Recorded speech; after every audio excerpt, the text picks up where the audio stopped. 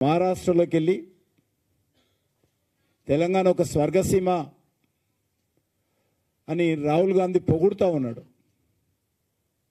రాహుల్ గాంధీ తెలంగాణ ప్రభుత్వాన్ని, కర్ణాటకలో ఉన్నటువంటి ప్రభుత్వాన్ని, హిమాచల్ ప్రదేశ్లో ఉన్నటువంటి ప్రభుత్వాన్ని కూడుతున్నటువంటి పరిస్థితి ఉన్నది. కనీసము మరి ఇక్కడ ఉన్నటువంటి పరిస్థితులు ఏ రకంగా ఉన్నాయి, ప్రజలు ఏ రకమైనటువంటి ఇబ్బందులు ఉన్నారు, మీరు మీ పార్టీ అధ్యక్షురాలుగా ఉన్నటువంటి సోనియా గాంధీ గారు, మీ సోదరైనటువంటి ప్రియాంక గాంధీ గారు కలిసి ఊరూరా యాత్రల పేరు మీద తిరిగారు కదా, అనేక రకాల హామీలు ఇచ్చారు కదా, ఏ ఒక్కటి కూడా అమలు చేయలేనటువంటి పరిస్థితుల్లో ఈరోజు తెలంగాణలో ఉన్నటువంటి ప్రభుత్వం ఉంటే రాహుల్ గాంధీ పొగడడం ఏంటో, రేవంత్ రెడ్డి జబ్బు చరుచుకోవడం ఏంటో ఈరోజు అర్థం కాని పరిస్థితి ఉన్నది. మాటలు ప్రజలకు, మూటలు పార్టీకి అన్నట్టుగా ఉంది కాంగ్రెస్ పార్టీ వ్యవహారం. గతంలో టీఆర్ఎస్ కూడా ఇదే విధంగా పరిపాలించింది. కేసీఆర్ మాటలు ప్రగతి భవన్ దాటేది కాదు. కేసీఆర్ చెప్పినటువంటి పనులు ప్రగతి భవన్ దాటేది కాదు. కానీ ప్రతిరోజు మాటలు మాట్లాడుతుండే. సరిగ్గా మక్కి టు మక్కి, సేమ్ టు సేమ్ ఈరోజు కేసీఆర్ బాటలోనే రేవంత్ రెడ్డి ప్రయాణము, రేవంత్ రెడ్డి వ్యవహారము, రేవంత్ రెడ్డి పరిపాలన, రేవంత్ రెడ్డి దోపిడీ,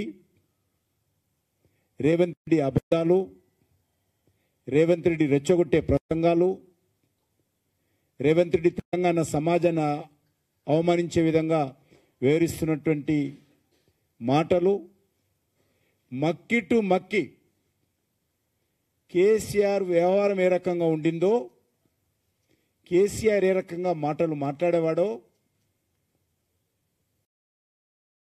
కనీసం తెలంగాణ సమాజము ఏమనుకుంటుందో అని ఆయన చూసేవాడు కాదు. ఈయన అదేవిధంగా వ్యవహరిస్తున్నారు.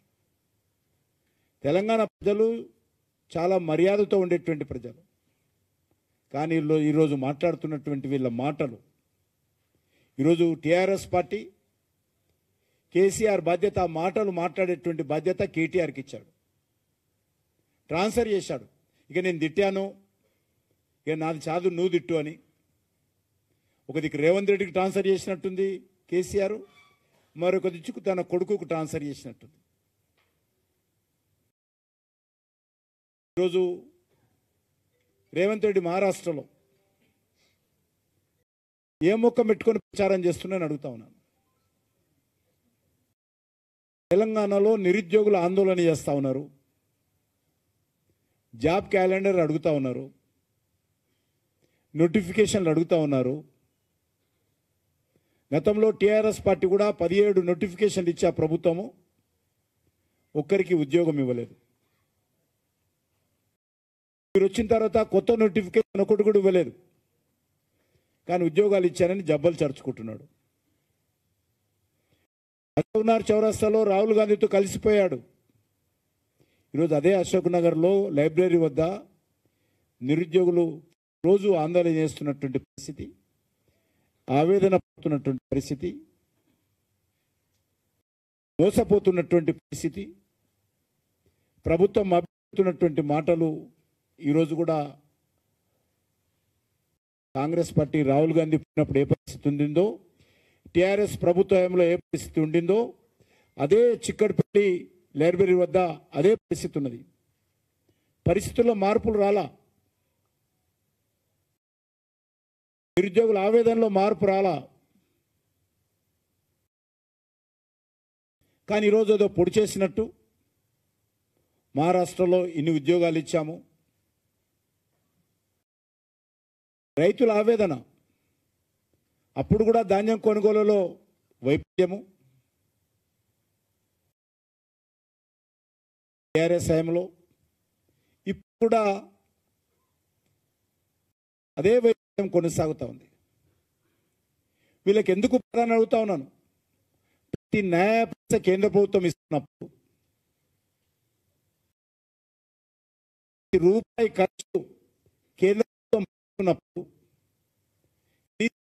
రాష్ట్ర యంత్రాంగంతో ధాన్యం కొనుగోలు చేయడంలో పూర్తిగా కేసీఆర్ ప్రభుత్వం అప్పుడు వైఫల్యం చెందింది, ఇప్పుడు వైఫల్యం చెందింది. రైతుల ఆవేదన అదే విధంగా ఉంది.